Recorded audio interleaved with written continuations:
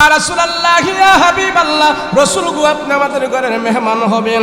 আরেক যুবক এসে বলে, ইয়া রাসূলুল্লাহ, আমার মা ঘরের ভিতরে সুন্দর একটা চাদর আপনার জন্য বিছায়া রাখছে, নবী গো আপনি আমাদের ঘরের মেহমান হবেন।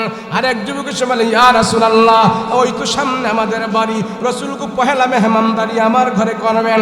আরেক যুবক এসে বলে, পিছনে আমাদের বাড়ি, নবী গো আপনাকে আমি পহেলা মেহমান বানাইতে চাই, নবীজি পহেলা মেহমান আপনি আমার ঘরে হবেন, পহেলা মেহমানদারি আমার ঘরে হবেন। এইভাবে রাসূলকে সবাই কারাকারি লাগছে, টানাটানি লাগছে। ইয়া রাসূলুল্লাহ, আমাদের ঘরের মেহমান আপনি হবেন, পহেলা মেহমানদারি আমি আদায় করতে চাই। সবাই রাসূলকে পহেলা মেহমান বানাইতে চায়। নবীজি আশ্চর্য হয়ে গেছে, আল্লাহ, আমার রক্তের মানুষগুলো, আমার বংশের মানুষগুলো আমাকে ঘর থেকে বের করে দিয়েছে, আর মদিনার এই মানুষগুলো আমাকে বুকে নিতে চায়। আল্লাহ, তাদের উপরে তুমি রহম করো, তাদের জানে বরকত দাও, মালে বরকত দাও। নবীজি মদিনায় পা রেখে মদিনাবাসীদের জন্য এমন দোয়া করেছে, আল্লাহ তাদের সম্পদে বরকত দাও। নবীজির দোয়ার বদলতে মদিনাবাসীদের সম্পদের ভিতরে আল্লাহ এত বরকত দিয়েছে, আজ পর্যন্ত মদিনায় কোনোদিন দুর্ভিক্ষ হয় নাই। নবীজির কদম পবিত্র না অপবিত্র? পবিত্র কদম যখন মদিনায় রাখছে, মদিনার মাটি উর্বর হয়ে গেছে।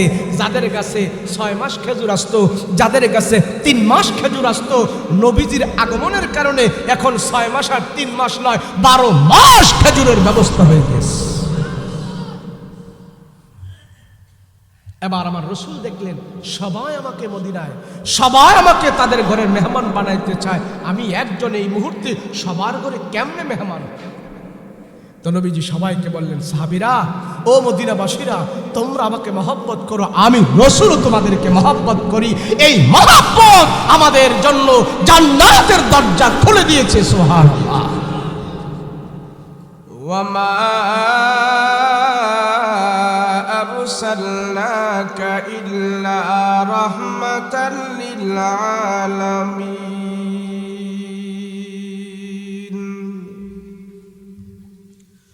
সাল্লাল্লাহু আলা সাইয়্যিদিনা ওয়া মাওলানা মুহাম্মদ ওয়া আলা আলিহি ওয়া আসহাবিহি আজমাইন।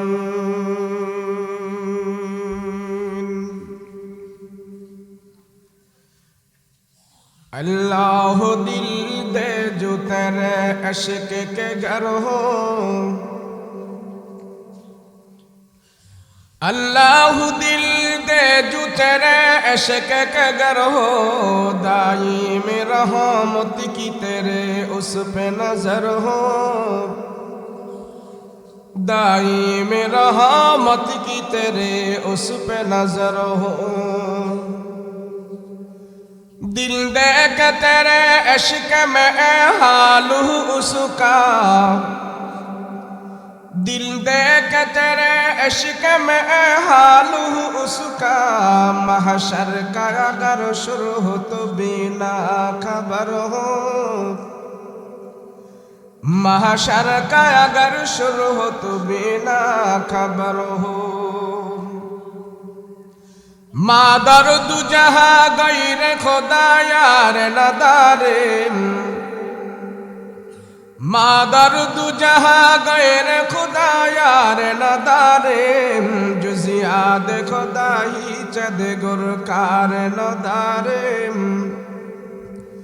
जुजियाद खुदा ही चद गुरकार नदारे। मायूस नहीं अहले ज़मी अपने खता से, तो कदीर बदल जाती ही मुझ तर की दुआ से, तो कदीर बदल जाती ही मुझ तर की दुआ से। ला इलाहा ला इलाहा ला इलाहा इल्लल्लाह, ला इलाहा इल्लल्लाह, ला इलाहा লা ইলাহা ইল্লাল্লাহ, লা ইলাহা,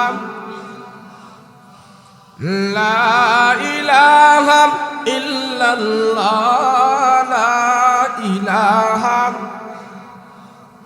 লা ইলাহা ইল্লাল্লাহ মুহাম্মাদুর রাসূলুল্লাহ সাল্লাল্লাহু আলাইহি ওয়াসাল্লাম।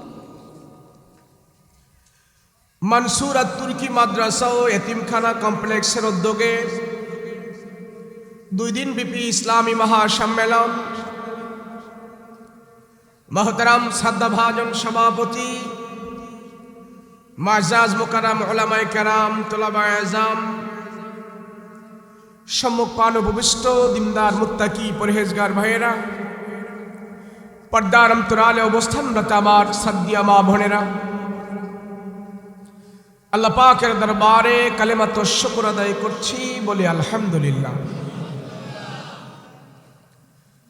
আল্লাহ আমাকে আপনাকে দয়া করে মায়া করে আপন করে রহমতি বরকতি নজর দি কোরআন ও হাদিসের আলোচনা শুনবে এবং বলবো, সেই সুবাদে আল্লাহ সুবহানাহু ওয়া তাআলা আমাকে আপনাকে 10 মায়ের 10 সন্তানকে আকাশের নিচে জমিনের উপরে একত্র হয়ে বসে কোরআন ও হাদিসের আলোচনা শোনার তৌফিক দান করেছেন। এই আলোচনার এই মজমাটা যেন আল্লাহ কবুল করে, সকলে বলুন আল্লাহুম্মা আমিন। আল্লাহ যারে ভালোবাসে, পছন্দ করে, মহব্বত করে, তাকেই আল্লাহ পাক নেক কাজের মধ্যে সংযুক্ত করে। আমাকে আপনাকে এই মুহূর্তে আল্লাহ পাক ভালোবাসছেন, আমার আপনার উপরে রহমতের দৃষ্টি দিয়েছেন। সেজন্য আল্লাহ পাক একটি গুনাহমুক্ত মজলিসে আমাদেরকে বসায়া রাখছেন। আমরা যতক্ষণ এখানে বসে থাকব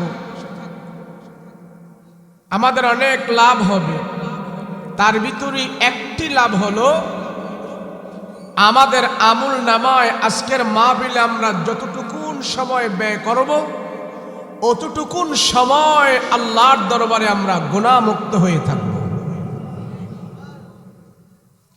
কেউ 1 ঘন্টা, কেউ 2 ঘন্টা, কেউ আধা ঘন্টা, যে যতটুকুন সময় আমরা এখানে ব্যয় করেছি, আমরা সর্বপ্রকারের গুনাহ থেকে মুক্ত, আলহামদুলিল্লাহ বলুন।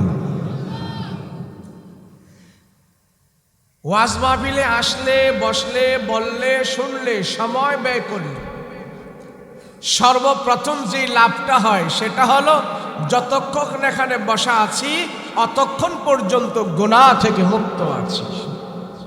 কথা বলুন, ঠিক না? অনেকে বলে ওয়াজ দিয়ে লাভ নাই, কই হুজুর আমল হয় না, মানুষ হেদায়েত হয় না। একথা যারা বলবে তাদের ভিতরে দ্বীনের জ্ঞান নাই, ইসলামের তাত্ত্বিক কোনো জ্ঞান নাই। ওয়াজের দ্বারাই যদি মানুষের হেদায়েত হইতো, তাহলে নবীজির ওয়াজে সর্বপ্রথম আবু জাহেল হেদায়েত পাইত। ওয়াজের দ্বারাই যদি মানুষ হেদায়েত পাইত, তাহলে নবীজির 13 বছরের জিন্দেগি যথেষ্ট ছিল, মদিনায় 10 বছর কাটানোর কোনো দরকার ছিল না। ওয়াজের দ্বারাই যদি মানুষ সব হেদায়েতের উপরে উঠে যাইত, তাহলে নবীজি 27টি যুদ্ধে নিজে লৌহবর্ম পরিধান করে আমিরের নেতৃত্ব দেওয়ার কোনো দরকার ছিল না। তাহলে ওয়াজ আমরা কেন শুনব? ওয়াজ আমরা কেন করব? ওয়াজ শোনা এবং ওয়াজ করাটা এটা নবীদের আমল। কাদের আমল? কথা কয় না, কার আমল? নবীদের আমল। পৃথিবীতে যত নবী আসছেন সমস্ত নবীরা ওয়াজ করছেন। সব নবীর বেলায় 30 পারা কোরআন ছিল না, সব নবীর আমলে রমজানের 30 রোজা ছিল না, সব নবীর বেলায় হজ ফরজ ছিল না, ওযু ফরজ ছিল না। কিন্তু সব নবীকে আল্লাহ দায়িত্ব দিয়েছে আপনি মানুষকে নসিহত করেন, আপনি মানুষকে সুন্দর মোলায়েম ভাষায় আমার আল্লাহর দিকে ডাকেন। আপনার ডাক শুনে যারা কালেমা পড়ে আল্লাহকে বিশ্বাস করবে তার জন্য জান্নাতের দরজা খোলা হবে। আর যে ডাক শুনেও বিপদে চলবে আমি আল্লাহ তার জন্য জাহান্নামের দরজা খুলে রাখবো। ওয়াজ বন্ধ করা যাবে না, ওয়াজ আপনি করতেই। নবীদের আমল, নবীরা সর্বপ্রথম পৃথিবীতে এসে ওয়াজ করেছেন, মানে নসিহত করেছেন। নবীজির ওয়াজে আবু জাহেল, নবীয়তের নসিহতে, নবীজির দাওয়াতে আবু জাহেল কালেমা পড়ে নাই বিদায় রাসূল কি নসিহত করা, দাওয়াত দেওয়া কি বন্ধ করেছে? কোন বর্ণনায় পাওয়া যায় আবু জাহেল কি আমার রাসূল 4000 বারের উপরে কালেমার দাওয়াত দিয়েছে। 4000 বারের উপরে দাওয়াত দেওয়ার পরেও আবু জাহেল কালেমা পড়ে জান্নাতের দরজা খুলতে পারে নাই। মাত্র একবার বলেছে আবু বকরকে বিনা দ্বিধায় বিনা দলিলে আমার রাসূলের জবানের কালেমা আবু বকর সাথে সাথে পড়ে মুসলমান হয়ে গিয়েছে। রাসূল যেই জামানায় আগমন করেছেন, যেই জামানায় আল্লাহ আমার রাসূলকে দুনিয়াতে প্রেরণ করেছেন, এমন একটা জামানায়, এমন একটা সময়, এমন একটা পরিস্থিতি আমি ওয়াজ করে সেই পরিস্থিতির সম্মুখীন আপনাদেরকে করতে পারবো না, ভাষায় বোঝানো যাবে না। দুনিয়া যতদিন পর্যন্ত থাকবে ওই জামানাকে মানুষ একটা বর্ণনা দেয়, আইয়ামে জাহেলিয়াতের জামানা বলে। তাদের চরিত্রগুলো এমন ভাবে নষ্ট হয়ে গিয়েছিল, নবীজির আগমনের সময় যে পরিবেশটা ছিল, মক্কার মানুষদের অবস্থা এমন হয়ে গিয়েছিল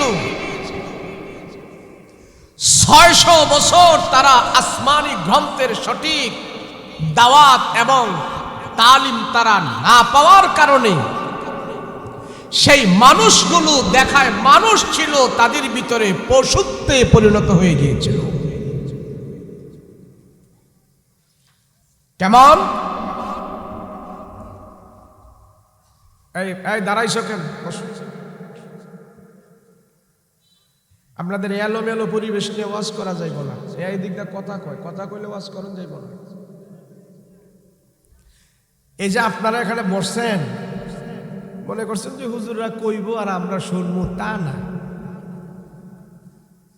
যারা এখানে বসছেন আজকে মুনাজাত দিব, দোয়া করব, এমন হতে পারে এই মাহফিলই আমার জন্য নাজাতের উসিলা হয়ে যাবে। ওই এই গেটে ওখানে একটা লোক থাকতে পারবে না। একজন হুজুর ওইখানে যান, আপনাদের ডিসিপ্লিন ভালো না, ওখানে যান। ওখানে দাঁড়ায় দাঁড়ায় যে কেউ পাবলিক কোনো কথা না কইতে পারে, এত লোকের দরকার নাই। আমি আবার আরেক ধরনের বক্তা, লোক 5 জন হইলেই চলে, 1 ঘন্টা 2 ঘন্টা ওয়াজ করতে পারবো, আমার অসুবিধা হয় না। একজনকে বসায়ও আমি ওয়াজ করতে পারি, আমার অসুবিধা নাই। হাজার হাজার লোক হইলে বাহবা আসবে। অনেকে বলতেছিল যে হুজুর সব লোক যাইতে গেছে, তো যাক না, কই যাইব? বাড়ির যাইব, নাই শাসটলে যাইব, নাই গিবত শেখায়তের আড্ডায় যাইব। আমাদের এই কাজ থেকে কি ভালো জায়গায় যেতে পারবে? কথা বলেন, ভালো জায়গায় যেতে পারবে? এই এলাকার ভিতরে আমরা এখন সর্বশ্রেষ্ঠ আমলের ভিতরে আছি। যে জায়গায় যেই জমিনে আল্লাহর বান্দারা একত্রে বসে দ্বীনের আলোচনা শোনে, ইমানের কথাবার্তা শোনে, কোরআনের কথা বলে, আল্লাহর গুণকীর্তনের আলোচনা করে, আল্লাহ পাক তাদের প্রশংসা ফেরেশতাদের মজলিসে করে। এত আস্তে সুবহানাল্লাহ কইলেন। আমাদের আলোচনা আসমানে হচ্ছে।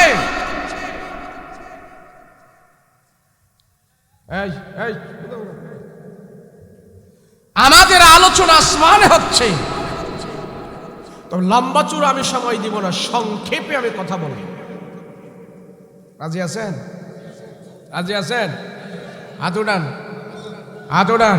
নারায়ে তাকবীর, লিল্লাহে তাকবীর, নারায়ে তাকবীর। আপনার গুমটুম গেছে নি?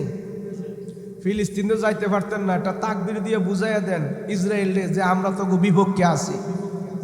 কথা কোন ঠিক না? যেই জামানায় যেই সময় আমার রাসূল দুনিয়াতে আসছে, ওই জামানার মানুষদের চরিত্রগুলো এত নিকৃষ্ট ছিল,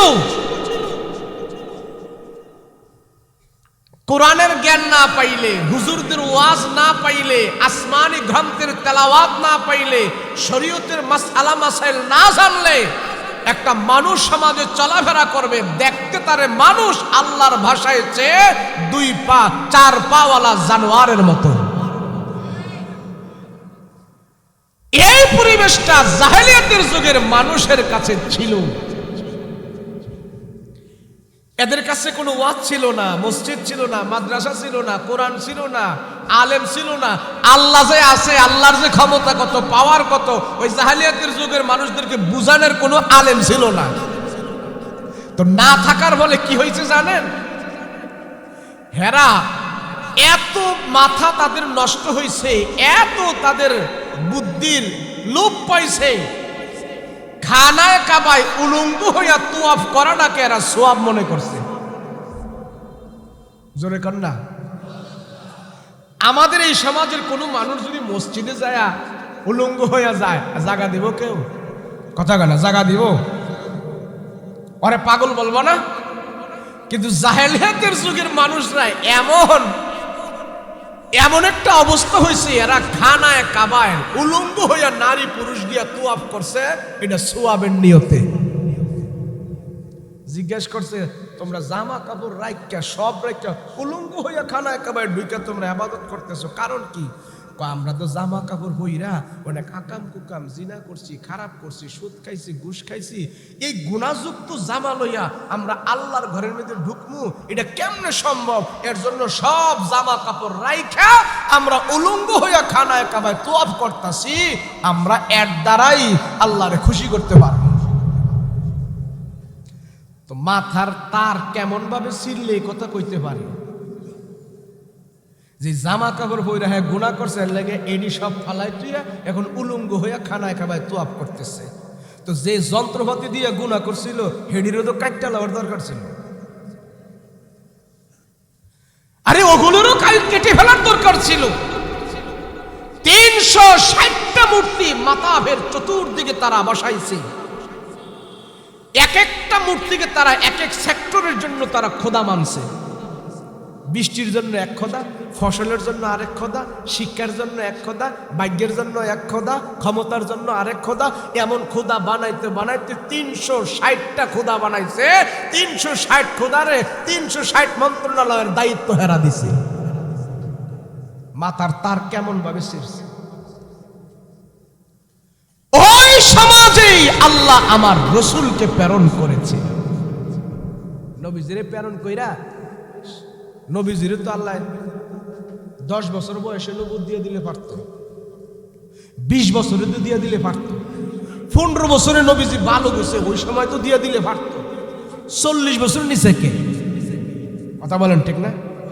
এই 40 বছর কেন? 40 বছর পরে আমার রসুলকে কেন নবুয়তি দিল? কারণটা কি? কারণ আছে না? আছে না? এই 40 বছর মক্কার আবু জাহেল, উকবা, সাইবা, লাহাব, কাহাব যা আছে এই পাগল ছাগলের সমাজের ভিতরে আমার রসুলকে আল্লাহ পাক চালাইয়া হায়াত দিয়া নবীজিরে ব্যবসা বাণিজ্য করাইছে, উঠা বসা করাইছে, এবং কি নবীজির বিচার আচার মেল দরবার সব কাজের আমার রসুলকে অংশগ্রহণ করাইছে। আর মক্কার সব কাফেরারা বলছে মুহাম্মদের মতন সব চরিত্রবান আদর্শবান মানুষ আমার আপনার সমাজে আর একজনও নাই। মুহাম্মদ আল আমিন, মুহাম্মদ সত্যবাদী। সুবহানাল্লাহ। সবার মাঝে আমার রসুলকে এইভাবে পুতু পবিত্র বানাইয়া বয়স যখন 41 হয়েছে, এবার কয় রসুল গো, আপনি তাদেরকে বলেন লাত মানাত হবল তবল এই মূর্তির পূজা সব ছাড়তে, এখন আপনি দাওয়াত দেন এক আল্লাহকে মানতে। তো নবীজি আল্লাহর পক্ষ থেকে যে কোরআনের আয়াতগুলো পাইতেন, জিব্রাইল আমিন আয়েশা রসুলের কাছে যে আয়াতগুলো দিত, এই আয়াতগুলো নবীজি তেলাওয়াত করতেন। তো এই আয়াত এত সুন্দর করে রসুলের জবানে তেলাওয়াত যখন করত, তো মক্কার কাফের মুশরিকদের ভিতর থেকে কিছু কিছু মানুষ নবীজির কোরআনের তেলাওয়াত শুইনা এরা নিজেদের পক্ষ থেকে নিজেরা উদ্বুদ্ধ হয়ে রসুলের ডাইনে বামে এক দুইজন করে মুসলমান হইতে শুরু করছে। তো আবু জাহেলের কানে খবর গেছে, এ নেতা, এই যে মোহাম্মদের কোরআন তেলাওয়াত শুইনা শুইনা যে এই যে মানুষ এই দুই একজন করে যে মোহাম্মদের দল বাড়তাছে, এইভাবে যদি মোহাম্মদের দল বড় হয় তাহলে কিছুদিন পরে তোমাদের নেতাগিরি চলবনি, আমাদের লাত উজ্জা মানাত এগুলির কথা কেউ বলবনি, সব ডাল্লায় যাইব, গোল্লায় যাইব, মোহাম্মদের দল বড় হইব, মোহাম্মদই সমাজের নেতৃত্ব দিব, তোমাদের দাম থাকবো না। আবু জাহেল কয় ঠিকই তো। তাৎক্ষণিকভাবে আবু জাহেল দারুন নদওয়ায়, মক্কায় একটা জায়গা আছে দারুন নদওয়া, এখানে কাফেররা সব সময় মেল বৈঠক মিটিং করে। তো আবু জাহেল বাই ফোর্স মিটিং ডাকছে, সবাই নিয়ে মশওয়ারায় বসছে। মোহাম্মদের কোরআন তেলাওয়াত যে মক্কার বহিরাগত মানুষরা মক্কায় প্রবেশ করে মোহাম্মদের যে কোরআন তেলাওয়াত শোনে আর শুনে শুনে যে মোহাম্মদের হাত রেখে মুসলমান হয়, এই ব্যাপারে তোমরা কি করবা, কি সিদ্ধান্ত? এ লাহাব, এ উকবা, এ শাইবা, আরে মোহাম্মদ যে কোরআন তেলাওয়াত যে করে, এই তেলাওয়াত যেন জনগণ না শুনতে পারে, এই ব্যাপারে তাদের অভিমত কি? এই জন্য আমরা এটা করবো, আমরা হেডা করবো, আমরা কাউরে যাইতে দিব না, মোহাম্মদ আমরা মাইরালামু, এই করবো হে করবো। আবু জাহেল কয় রাখ, তোদের পরামর্শ শুনছি, আমার একটা পরামর্শ আছে। কয় কি?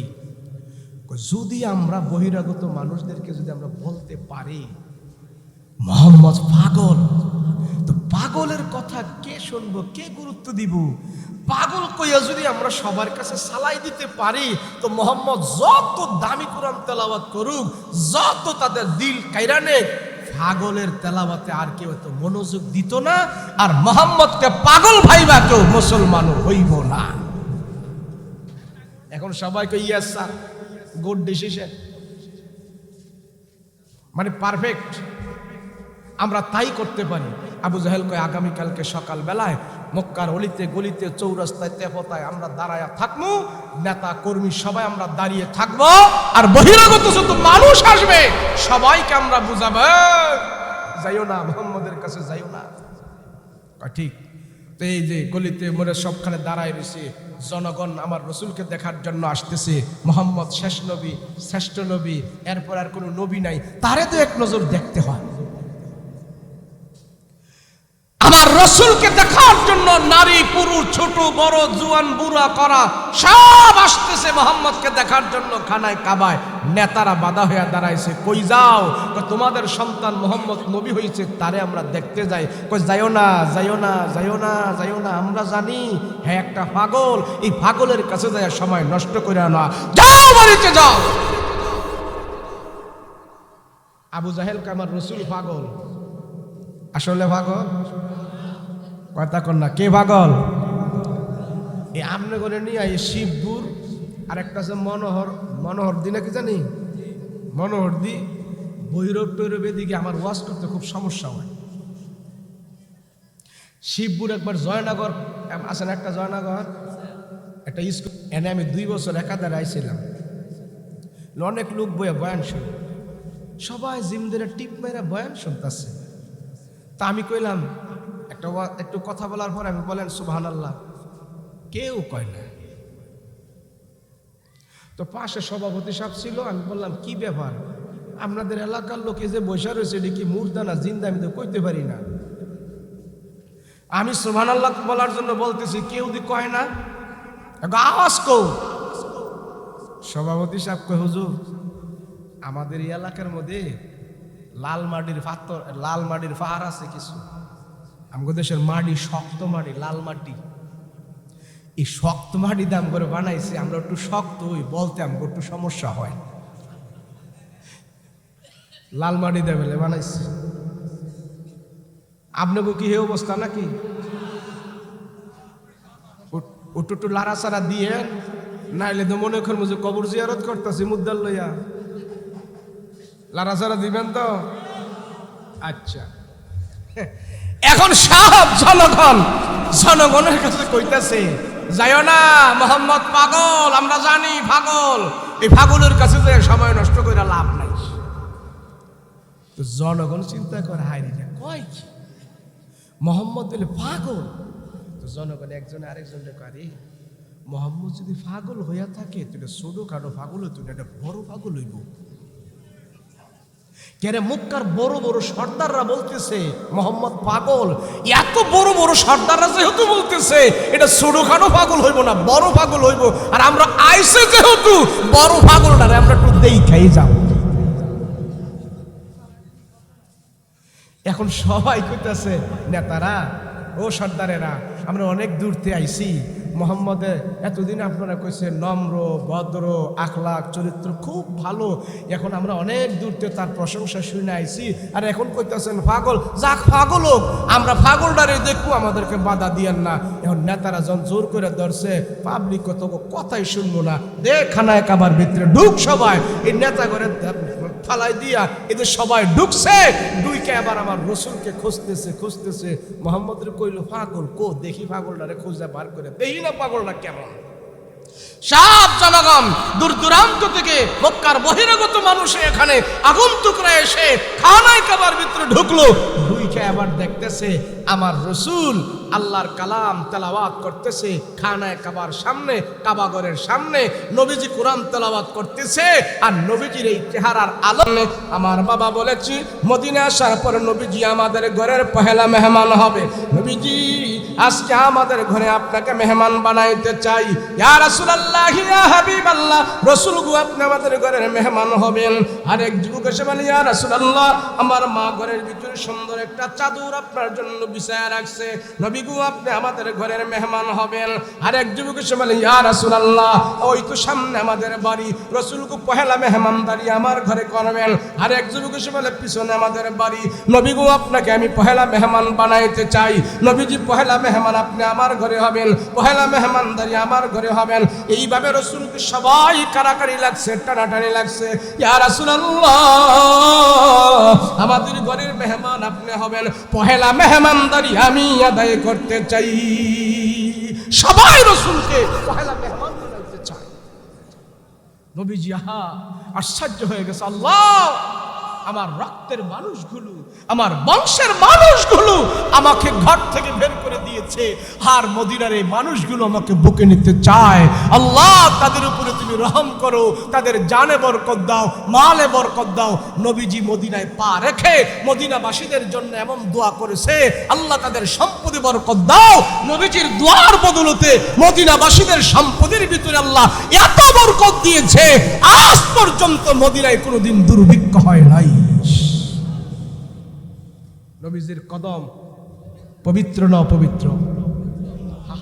পবিত্র কদম যখন মদিনায় রাখছে, মদিনার মাটি উর্বর হয়ে গেছে। যাদের কাছে 6 মাস খেজুর আসতো, যাদের কাছে 3 মাস খেজুর আসতো, নবীজির আগমনের কারণে এখন 6 মাস আর 3 মাস নয়, 12 মাস খেজুরের ব্যবস্থা হয়ে গেছে। এবার আমার রসুল দেখলেন সবাই আমাকে মদিনায়, সবাই আমাকে তাদের ঘরের মেহমান বানাইতে চায়, আমি একজন এই মুহূর্তে সবার ঘরে কেমনে মেহমান? তো নবীজি সবাইকে বললেন, সাহাবীরা, ও মদিনাবাসীরা, তোমরা আমাকে মহব্বত করো, আমি রসুল তোমাদেরকে মহব্বত করি। এই মহব্বত আমাদের জন্য জান্নাতের দরজা খুলে দিয়েছে। সুবহানাল্লাহ, রাহমাতুল লিল আলামিন। এবার সবাইকে বলল, শোনো, আমি আজকে ইচ্ছা করে কারো বাড়ির মেহমান হব না। যেই উট দিয়া আমি মক্কা থেকে মদিনায় আসছি, আমি উটের উপরে বসা থাকবো। এই উট চলতে চলতে সামনে যেই সাহাবীর বাড়িতে বসবে, আমি রসুল মদিনায় তার বাড়ির মেহমান হয়ে যাব। তাইলে এখন যদি মেম্বারের বাড়িতে যায়, চেয়ারম্যানে খুব আমি দোষ করছি কি, নবীজি আমার বাড়িতে আইলো না? কথা কোন ঠিক না? একজনের বাড়িতে গেলে আরেকজনের খুব নারাজি হবে। সবাই চায় রসুলকে পহেলা মেহমানদারিটা করাইতে যেন পারে। তো নবীজি এই সিদ্ধান্ত নিচ্ছে। নবীজি সাহাবে কেরামদেরকে বলতেছে, শোনো সাহাবীরা, তোমরা সবাই আমার ডান আর বাম পাশে থাকবে, আমি ওটার উপরে বসা থাকবো। ওট চলতে থাকবে, তোমরা আমার উপরে দুরূদ পড়তে থাকবা। ওট চলতে চলতে যার বাড়িতে বসবে, আমি রসুল এবং তোমরা সবাই আমরা তার বাড়ির মেহমান হয়ে যাব। তো নবীজির ডান পাশে আবু বকর, বাম পাশে ওমর, সামনে পিছনে আরো সাহাবীরা রসুল ওটের উপরে সবাই রসুলের উপরে দুরূদ পড়তেছে। ওট সামনে চলতেছে চলতে চলতে যায় একটু পাহাড়ের উপরে উঠলো। উঠটা উঠে একটা দোতলা বাড়ির সামনে উঠটা হাঁটু করে বসে গেল। নবীজি উটের লাগাম ধরে টান দেয়, উঠো, উঠে না, উঠো, উঠে না, আরো জোরে টান দেয়, উঠে না। উটের জবান থেকে আওয়াজ বের হয়ে গেছে, ইয়া রাসূলুল্লাহ, আমি এই বাড়িতে বসে গিয়েছি, আপনি ওই বাড়ির মেহমান হয়ে যান। নবীজি বলতেছে, বাড়ির মালিককে, বাড়ির মালিককে। একজন মধ্যবয়সী আদা কাছা আদা পাকড়া একটা চুলওয়ালা একটা মানুষ রসুলের দিকে আসতেছে। রসুল দেখে তার চিনে ফেলছে, এই তুমি কি আবু আইয়ুব আনসারী না? বলে হ্যাঁ। ও আবু আইয়ুব আনসারী, এটা কি তোমার বাড়ি? বলে ইয়া রাসূলুল্লাহ, এটা আমার বাড়ি। রসুল বলে, আমি রসুল তোমার বাড়ির মেহমান হয়েছি, তুমি কি খুশি? আবু আইয়ুব আনসারী বলে, ইয়া রাসূলুল্লাহ, তাম পৃথিবী যদি আমাকে কেউ এখন বিক্রি করে দেয়, আমি এত খুশি হব না। আমার রসুল আমার মেহমান হওয়ার পরে আমি যেই পরিমাণ খুশি হয়ে গেছি। নবীজি বলে, আবু আইয়ুব, দেখো মুসলমানেরা বাড়ি গাড়ি ছাগল বকরি ওট খেজুরের বাগান সব ফেলে দিয়া কাফেরদের অত্যাচার সহ্য না করতে পেরে আমার রসুলের সাথে তারা ঈমান নিয়ে আমল নিয়ে আল্লাহর উপর বিশ্বাস নিয়ে সব কিছু ছেড়ে দিয়ে তারা মদিনায় চলে আসছে। তাদের পাতেও খাবার দাবার যা ছিল এগুলি সব শেষ হয়ে গেছে। আবু আইয়ুব, মুসলমান ভাইদের জন্য কিছু খাবারের ব্যবস্থা করো না। নবীজি বলতে দেরি হয়েছে, আবু আইয়ুব আনসারী উট বকরি জবাই করতে দেরি হয় নাই। আমার মুসলমান ভাইয়েরা খাবে।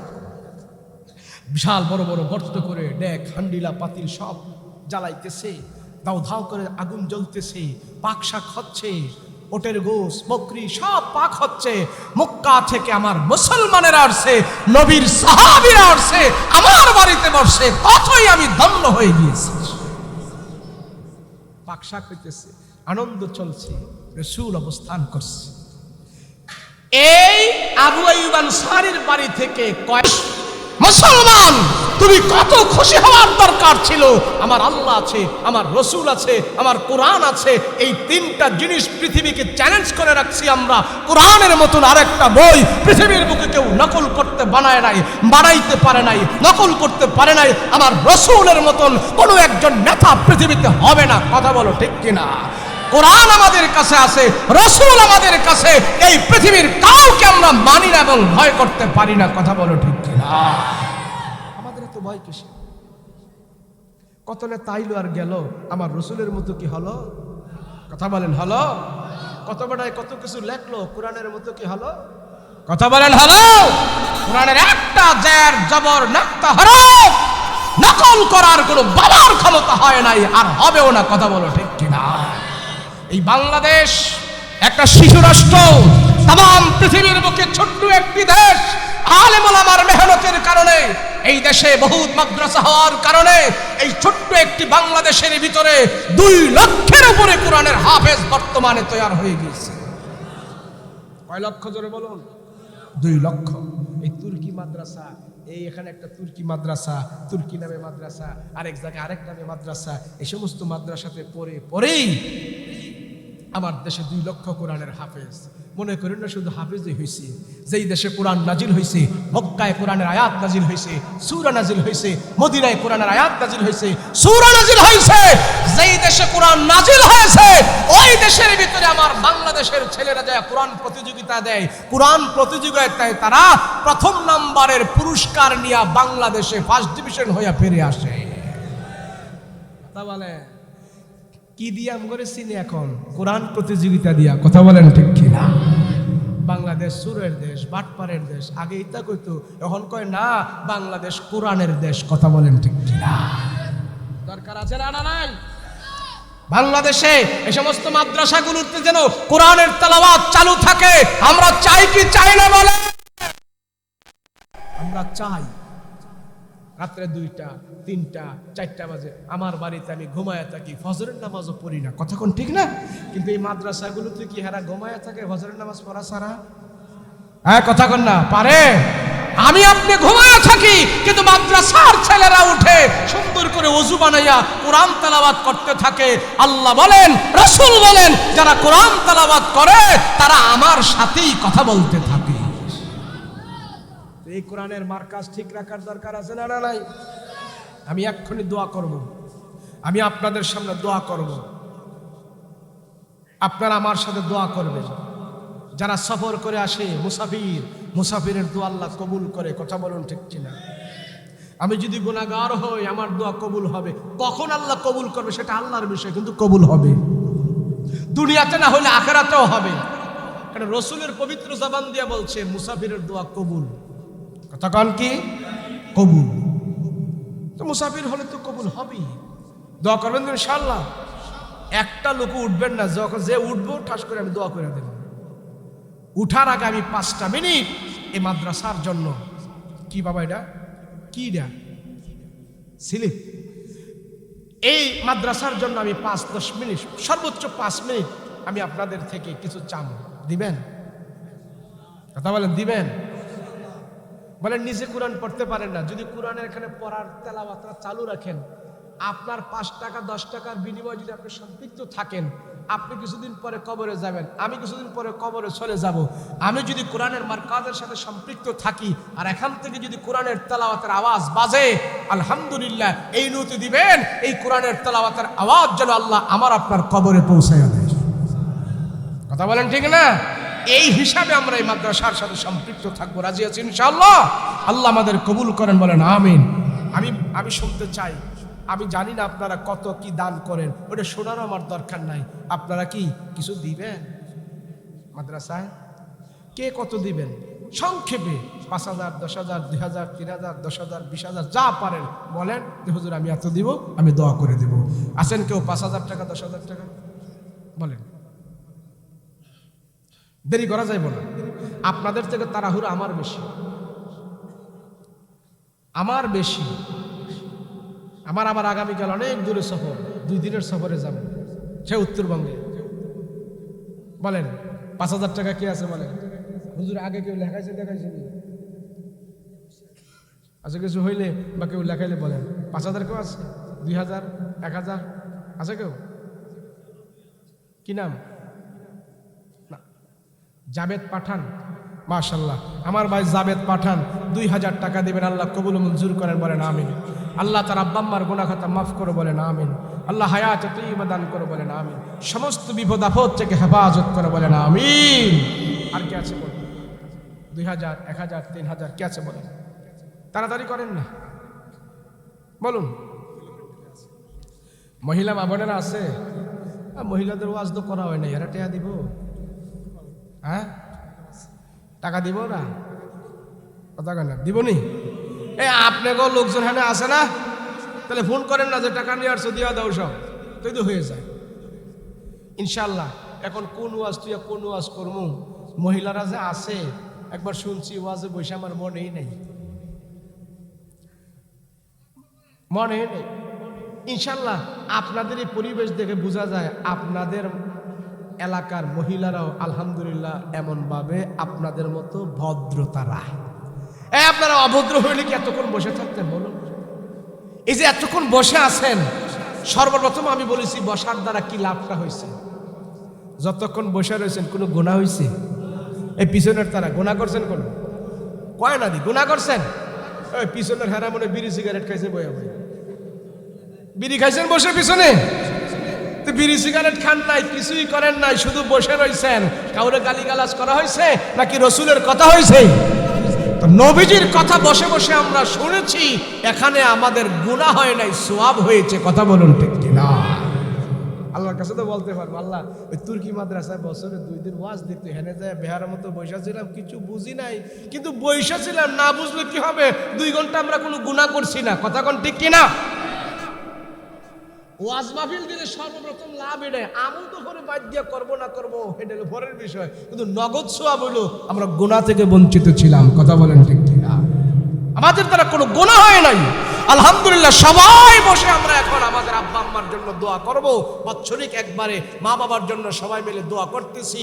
এই একটা সুন্দর নিজাম ব্যবস্থাপনার কারণে আল্লাহ যেন আমাদের আত্মীয় স্বজন পাড়া প্রতিবেশী যারাই কবরে আছে আজকের এই সম্মিলিত মুনাজাতের কারণে, মুনাজাতের মাধ্যমে সবাইকে যেন আল্লাহ মাফ করে দেয়, বলেন আমিন। মা বাবার কবরে যদি আগুন জ্বালাও আমরা সন্তানেরা সহ্য করতে পারবো না রে খোদা। মা বাবা দুনিয়াতে আমাদের কোনো দুঃখ কষ্ট সহ্য করে নাই, ওই মা বাবা যদি কবরে কষ্ট পায় আমরা সন্তানেরাও সহ্য করতে পারবো না। আল্লাহ পিতা মাতার কবরে আযাব দিও না, দাদা দাদির কবরে আযাব দিও না, নানা নানির কবরে আযাব দিও না। মরিয়া গিয়াছে যাদের মা ও বাপ আল্লাহ তুমি করে দিও তাদের গুনাহ খাতা মাফ। আয় আল্লাহ, রাত্র যত গভীর হয় দুনিয়ার সব কিছু বন্ধ হয়ে যায়, তোমার রহমতের দরজা বন্ধ হয় না, তোমার ক্ষমার দরজা বন্ধ হয় না রে মালিক। আমাদের জিন্দেগির সব গুনাহ খাতা মাফ করে দাও। আল্লাহ ইমাম সাহেবের গুনার খবর মুক্তাদিরা জানে না, মুক্তাদিরের গুনার খবর ইমাম সাহেব জানে না, বক্তার গুনার খবর শ্রোতারা জানে না, শ্রোতাদের গুনার খবর বক্তা জানে না, স্বামীর গুনার খবর স্ত্রী জানে না, স্ত্রীর গুনার খবর স্বামী জানে না, মা বাবার গুনার খবর সন্তানেরা জানে না, সন্তানদের গুনার খবর মা বাবা জানে না।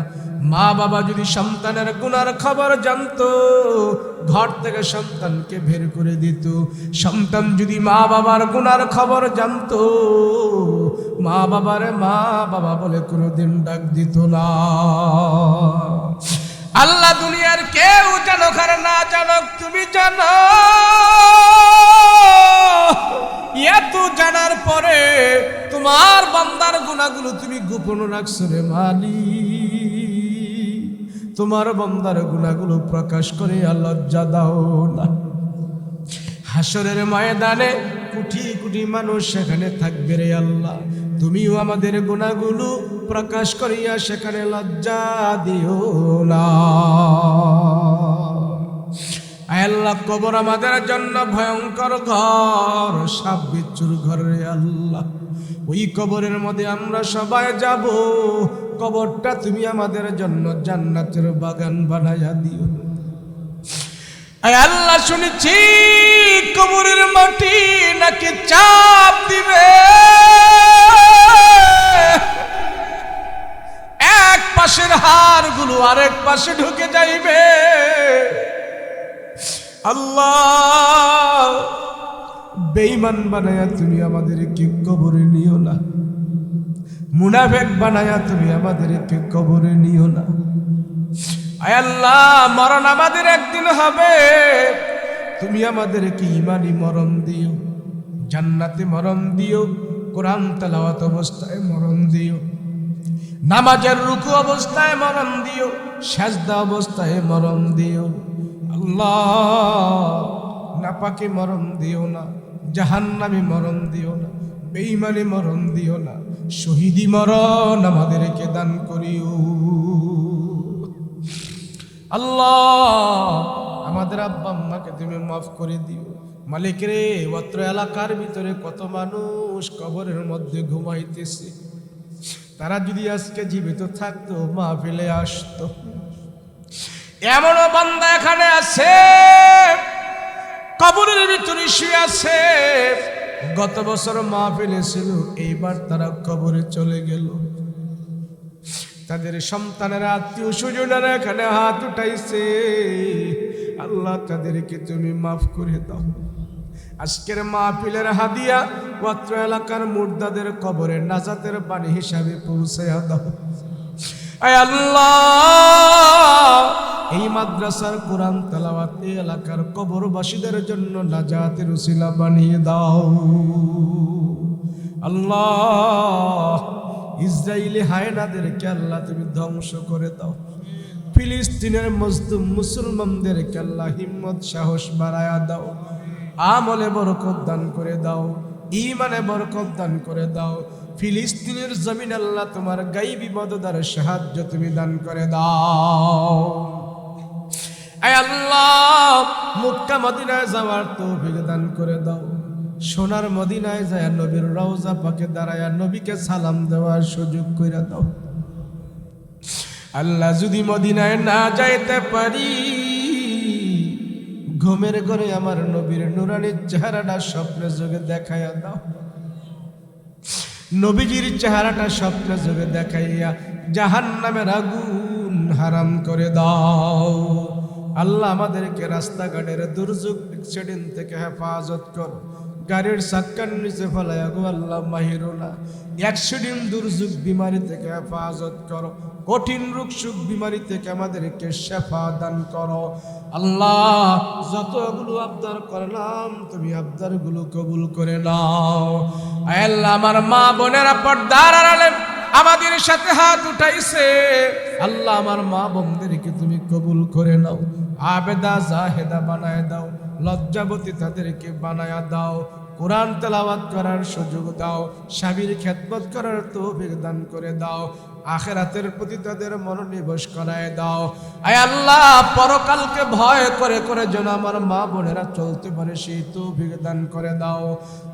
পর্দার সহিত যেন তারা ঈমান নিয়ে চলতে পারে সেই তৌফিক দান করে দাও। ওয়া সাল্লাল্লাহু তাআলা আলাইহি ওয়া আলা আলিহি ওয়া সাহবিহি আজমাইন। সুবহান রাব্বিকা রাব্বিল ইজ্জাতি আম্মা ইয়াসিফুন ওয়া সালামুন আলাল মুরসালিন ওয়ালহামদুলিল্লাহি রাব্বিল আলামিন। বাহাক্কা লা ইলাহা ইল্লাল্লাহু মুহাম্মাদুর রাসূল।